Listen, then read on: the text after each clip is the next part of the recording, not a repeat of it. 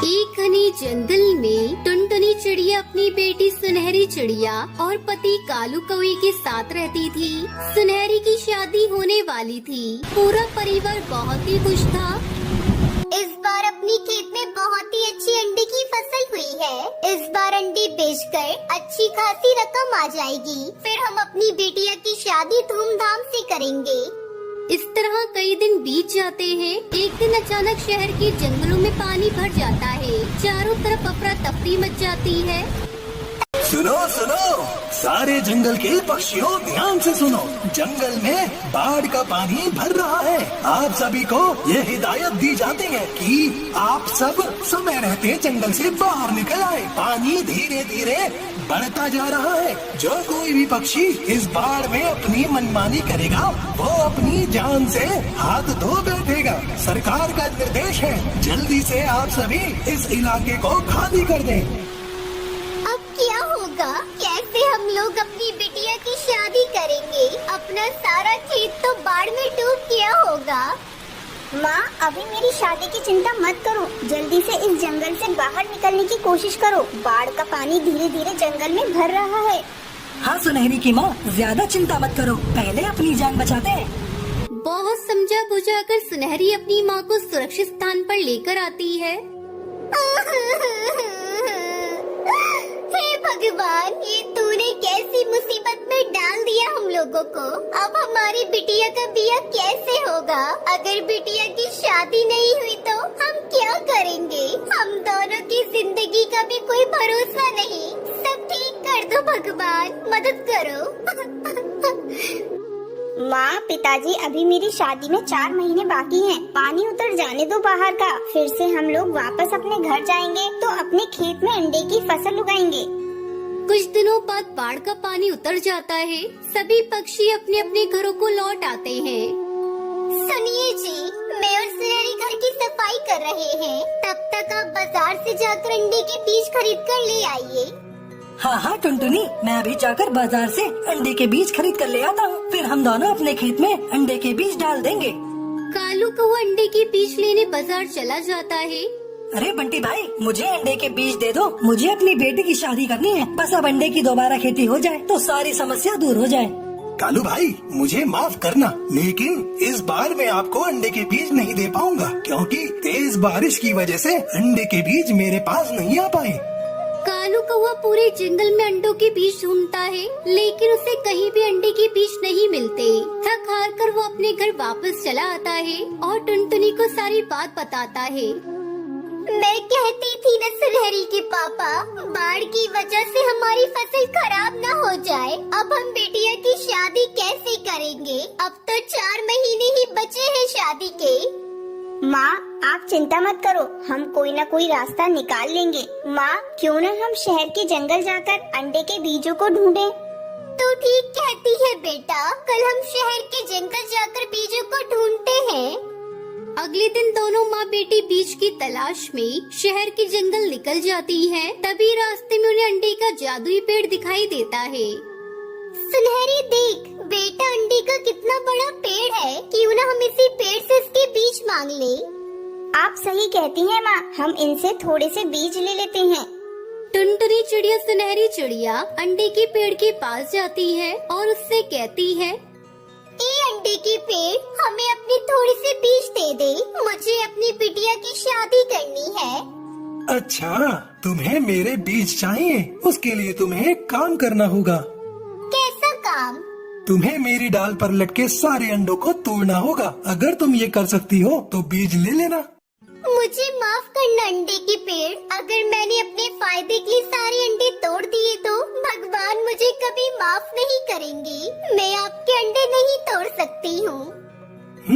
मुझे पता था कि तू एक ईमानदार चिड़िया है। अपने फायदे के लिए किसी को नुकसान नहीं पहुंचा सकती। मैं तेरी इस बात से बहुत खुश हुआ हूँ। ये ले अंडे के कई सारे बीज। अब तेरी खेती कभी खराब नहीं होगी और तू इन बीजों से अच्छे अंडे बाजार में बेच सकती है। टुनटुनी चिड़िया सुनहरी दोनों बहुत खुश होती है और बीज लेकर अपने घर वापस आती है। उनके खेत की मिट्टी काफी उपजाऊ हो गई थी, जिसके चलते उनके अंडे की फसल बहुत अच्छी होती है। ये देखो टुनटुनी, अंडे बेचकर कितने सारे पैसे मिले हैं। इसे ले जाकर बाजार जाओ और हमारी बिटिया के लिए दहेज का सामान खरीद लाओ। मैं अपनी बिटिया की शादी में कोई भी कमी नहीं होने दूंगा। थका हारा कालू जब घर आता है तो उसकी पत्नी टुनटुनी उससे बोलती है, सुनते हो जी, थोड़ा सा आराम करने के बाद ये थोड़ा सामान है, मुझे लाकर दे दो। घर में राशन पानी ना के बराबर ही रह गया है। अरे टुनटुनी, अभी मेरे सर में थोड़ा दर्द हो रहा है। अगर अभी का काम चल सकता है तो चला ले, मैं कल सुबह सुबह ही राशन ले आऊँगा। चलो ठीक है, मैं तुम्हारे लिए चाय बना देती हूँ। सर दर्द की गोली लेकर चाय पी लो। कालू कौआ अपनी पत्नी टुनटुनी चिड़िया और 2 बच्चों के साथ मुंबई के एक पेड़ पर रहता था। बारिश का मौसम था। कालू कौआ पेशे से दिहाड़ी मजदूर था, जिसे कभी काम मिल जाता तो वो कर लेता। पर टुनटुनी बहुत ही समझदार चिड़िया थी। वो जैसे तैसे करके घर का गुजारा कर लेती थी। रात के समय कालू कौए की आँख खुलती है तो उसे बाहर बारिश का शोर सुनाई देता है। अरे अचानक से इतनी तेज बारिश। हाँ जी, बहुत मूसलाधार बारिश हो रही है। मेरी तो आँख खुल गई। बारिश का अनुमान तो अगले हफ्ते का था ना। हाँ, इंद्र देवता तो आकर वैज्ञानिकों को बताकर जाते हैं ना कि बारिश किस दिन करूँगा। बरसात का मौसम है, बारिश तो कभी भी हो सकती है। कोई नहीं, सुबह तक रुक जाएगी। फिर वो दोनों आकर सो जाते हैं, पर जब सुबह में उठते हैं तो बारिश और भी तेज हो रही होती है। हे भगवान, मैंने तो सोचा था कि बारिश सुबह तक रुक जाएगी। आप कल ही मेरी बात मान लेते तो राशन ले आते। बारिश बहुत तेज है, कहीं ऐसा ना हो कि पक्षी दुकान ही ना खोले। एक बारी आप जरा जाकर देखो, कोई न कोई तो दुकान खुली होगी। थोड़ा आटा चावल ले आओ। मैं भी अभी यही बात सोच रहा था, कोई दुकान खुली होगी तो सामान लेता आऊँगा। आज की तो दिहाड़ी भी गई। दोनों बच्चे तो बड़े खुश थे क्योंकि बारिश की वजह से आज उनके स्कूल की छुट्टी हो गई। दोनों बच्चे बाहर डाल पर जाकर बारिश में भीगने लगे। पिंकी, ओ पिंकी, तुम दोनों को मना किया था कि बारिश में मत भीगना, फिर भी तुम लोग बाहर खेल रहे हो। चलो जल्दी घर के अंदर चलो, बहुत तेज बारिश है। लगता है 1-2 दिन नहीं रुकेगी। अगर तुम लोग बीमार पड़ गए तो लेने के देने पड़ जाएंगे। माँ, कितने दिनों बाद तो बारिश हुई है, नहाने दो ना। थोड़ी देर में ही अंदर आ जाएंगे, बस माँ थोड़ी देर। बच्चे टुनटुनी चिड़िया की एक नहीं सुनते और बारिश में भीगने लगते हैं। और उधर कालू कौआ बारिश में छाता लिए बहुत सारी जगह पर देखने जाता है, लेकिन किसी ने भी बारिश की वजह से दुकान नहीं खोली थी। तभी अनाउंसमेंट होती है कि इस हफ्ते मूसलाधार बारिश होने की संभावना है। जंगल के सरदार का हुक्म है कि सभी अपने अपने घोंसलों में रहें। और कालू कौआ ये सुनकर खाली हाथ घर आ जाता है। काश मैं कल ही सामान ले आता। टुनटुनी, थोड़ा देखभाल कर खर्च कर लो। कितना कर लूंगी, तुम खुद सोच कर देखो। अब तो बस बारिश रुक जाए। इतनी जल्दी बारिश नहीं रुकेगी। अभी बाहर अनाउंसमेंट हो रही थी, हफ्ते भर तक शायद तेज बारिश रहे। पक्षियों को घर में रहने के लिए सचेत किया जा रहा है। दोनों बच्चे बारिश में भीगने के बाद अंदर आ गए थे, लेकिन उन दोनों को खांसी जुकाम हो जाता है। मना किया था ना तुम दोनों को, बारिश में नहीं भीगना। हो गया ना खांसी जुकाम। बाहर जंगल में तो बहुत पानी भरा हुआ है, आसपास कोई डॉक्टर भी नहीं मिलेगा और हॉस्पिटल भी काफी दूर है। समझ नहीं आ रहा क्या करूं। समझ तो मुझे भी नहीं आ रहा है। मैं एक काम करती हूँ, दूध तो नहीं है, इनको थोड़ी काली चाय बनाकर देती हूँ। क्या पता थोड़ा आराम महसूस करें।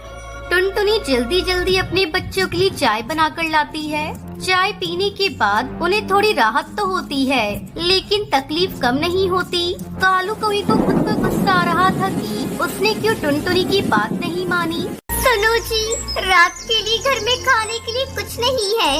मुझे समझ में नहीं आ रहा है, मैं बच्चों को कैसे समझाऊंगी। फिक्र मत कर, तू बस आज का दिन काट ले। मैं कहीं न कहीं से कल कुछ न कुछ इंतजाम जरूर कर लूँगा। अगली सुबह जब वो लोग सोकर उठते हैं तो देखते हैं कि बादल छट चुके हैं और सूरज चमक रहा है। वो गहरी सांस लेते हैं। सबसे पहले कालू कौवा राशन पानी के लिए घर से निकल जाता है और घर के लिए राशन खरीदता है। टुनटुनी फटाफट सबके लिए खाना बनाती है और खाना खिलाने के बाद वो कहती है, हे भगवान, तेरा लाख लाख शुक्र है ये बारिश रुकी।